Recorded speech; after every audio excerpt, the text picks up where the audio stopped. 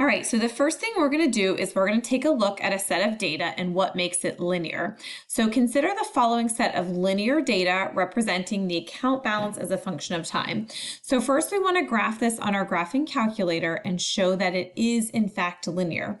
So remember, you're going to put X into list 1, Y into list 2, and then you're going to graph it on your graphing calculator. You want to hit stat plot. Make sure you turn your stat plot on. We're graphing the scatter plot. And then remember, if you do not get your scatter plot, make sure you go to zoom, which is right here, and then go to number 9, and that is zoom statistics. Now let's describe the pattern by graphing it. Well, if we take a look at this pattern, number 1, it looks pretty linear. Okay, so the pattern is linear. Now remember, whenever you have a linear pattern, you must have the same slope between all of the points. So for every month, the predicted account balance goes up by $10. And you could find the slope here by subtracting your y's, by taking 580 minus 100, okay, subtracting your y's and then subtracting your y's over here, 48 minus 0, that gives us 480 over 48, which gives us 10, okay? So remember, y is on your top, that's your account balance, and x is on the bottom, which is your month. So for every month, the account balance goes up by 10, okay? And that tells us that it's linear. So the relationship between x and y is linear if for equal increments of x, so for every 1 month, we add an equal increment of y, which is going to be 10. For every 1 month, it goes up by 10. That means it's a linear relationship. Okay, now let's take a look at this set of non-linear data. So let's plug this into list 1, this into list 2. Take a second, let's graph it, and let's check out the pattern of it, what it looks like by graphing it. Now, if we take a look at this one, when I try to fit a line on here, this is not going to be as linear as the previous pattern. This relationship appears to be curved, or we're going to stick to the term non-linear instead of curved. It actually kind of looks like an exponential function. So since it is curved and not linear, we cannot use our methods from linear regression. In statistics, we can only perform regression and make predictions based on linear equations.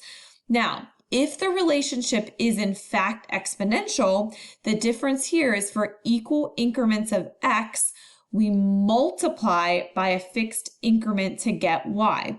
So remember, exponential function, this is called a common ratio instead of a slope. So that's just what tells us it's exponential versus linear.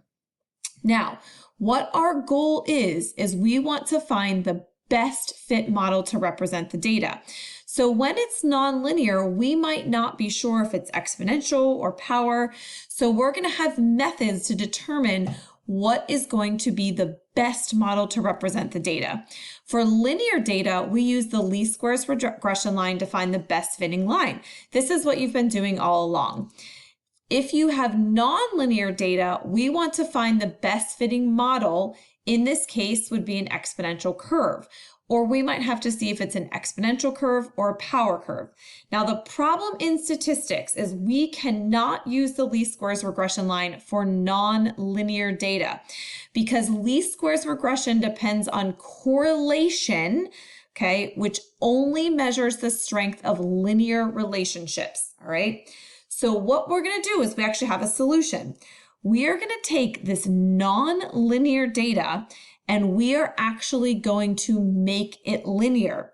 Then we're going to find the least squares regression line for my new data. So we're going to transform it, okay, make it linear, and then perform the least squares regression on the new data. So finally, the last thing you're going to do is a reverse transformation, okay, and all that does is turn the linear equation back into a nonlinear equation, which will model our nonlinear data. So basically all this is saying is we're going to transform it, we're going to find the linear model, then if we need to, we can also find the exponential model or the power model or something like that, okay?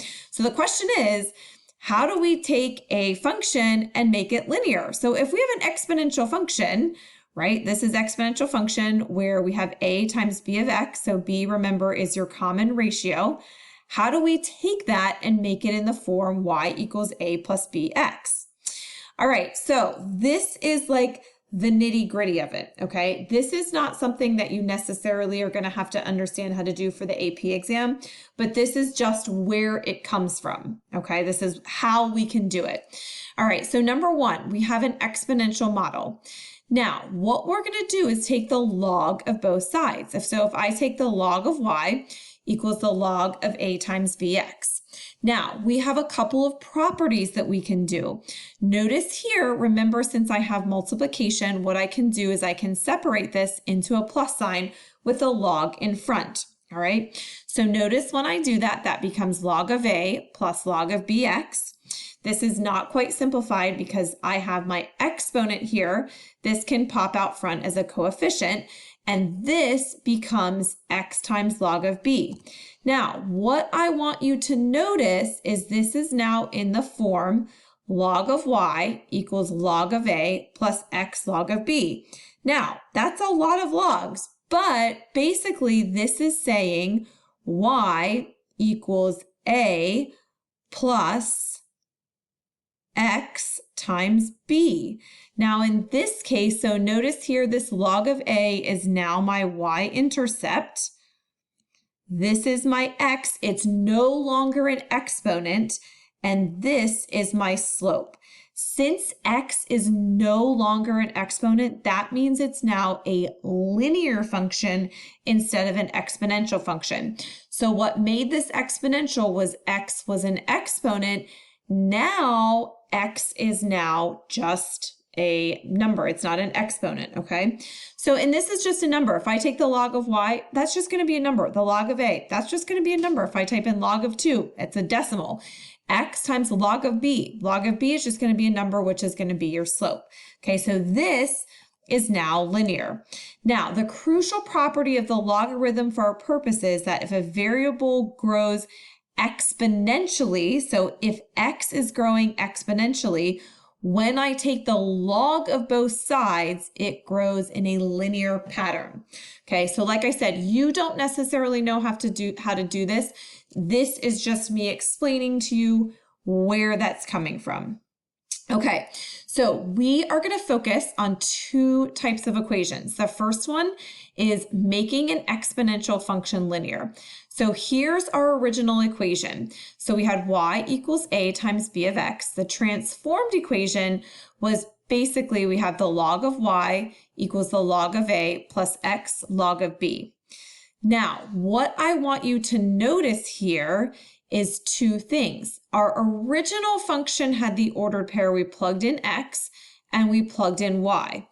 My new function here, notice how x does not have a log in front of it.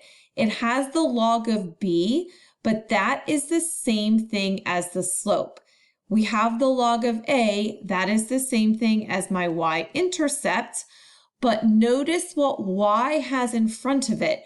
Y is no longer by itself, it has a log in front of it. So my new ordered pair are x. Notice here, this x and this x would be the same input, but my output instead of being y is now log of y. Okay, so I have to take the log of y to get my answer.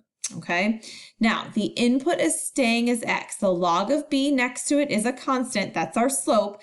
Remember, that's not going to change your x value. Log of b is the new slope. So in this case, we did nothing at all to change x.